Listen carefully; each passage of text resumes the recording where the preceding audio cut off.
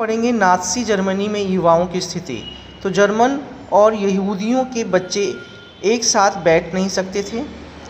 जो यहूदी थे और जर्मन दोनों एक साथ नहीं बैठ सकते थे। जिप्सियों शारीरिक रूप से अक्षम तथा यहूदियों को स्कूल से निकाल दिया गया। जो शारीरिक रूप से क्या थे, अक्षम थे, ऐसे लोगों को स्कूल से निकाल दिया गया। स्कूली पाठ्य पुस्तक को फिर से लिखा गया, जहां नस्लीय भेदभाव को बढ़ावा दिया गया। 10 साल की उम्र के बच्चों को युगफोंक में दाखिल करा दिया जाता था, जो एक युवा संगठन था। यानी जितने भी बच्चे जैसे ही 10 साल के होते थे तो इस संस्था में जो है उनका दाखिला कराया जाता था, जो युवाओं की संस्था थी।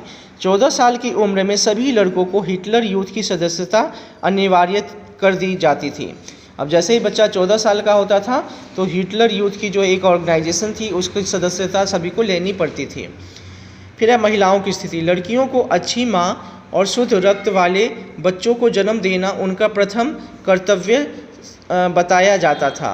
नस्ल की शुद्धता बनाए रखना, यहूदियों से दूर रहना और बच्चों का नाज़ी मूल्य मान्यताओं की शिक्षा देने का दायित्व उन्हें सौंपा जाता था। माँ को जो है ये कहा जाता था बच्चों को जो है क्या करना है, यहूदियों से दूर रखना है और उसको नाज़ी सोच की ओर ले जाना है। ठीक है।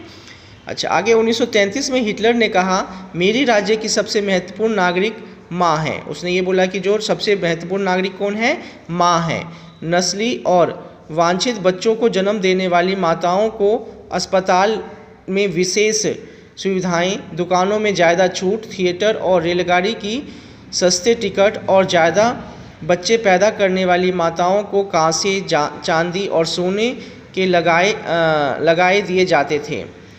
लेकिन अवांछित बच्चों को जन्म देने वाली माताओं को दंडित किया जाता था। आचार संहिता का उल्लंघन करने पर उन्हें गंजा कर मुंह पर कालिख पोतकर समाज में घुमाया जाता था। न केवल जेल बल्कि उनमें तमाम नागरिक सम्मान और उनके पति वो परिवार भी छीन लिए जाते थे।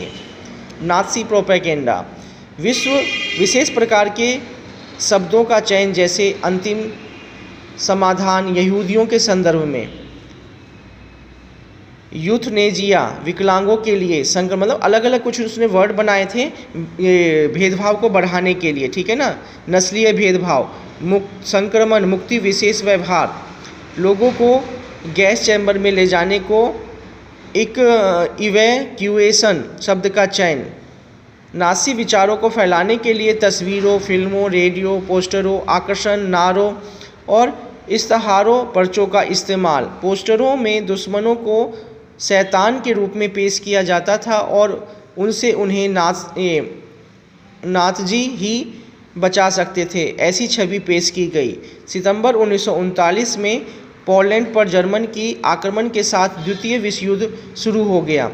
1939 में पोलैंड पर जर्मनी की आक्रमण, पोलैंड पर क्या किया, जर्मनी ने आक्रमण कर दिया और उसी के साथ क्या हुआ, द्वितीय विश्व युद्ध भी स्टार्ट हो गया।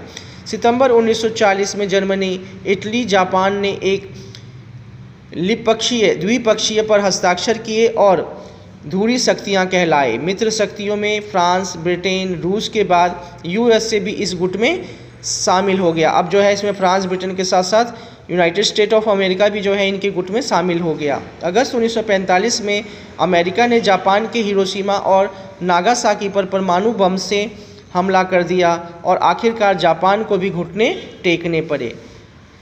1945 में द्वितीय विश्व युद्ध का अंत जर्मनी और धुरी शक्तियों की हार से हुआ और द्वितीय विश्व युद्ध में भी जो है जर्मनी और धुरी शक्तियां हार गए और इसी तरीके से द्वितीय विश्व युद्ध का भी क्या हो गया, अंत हो गया।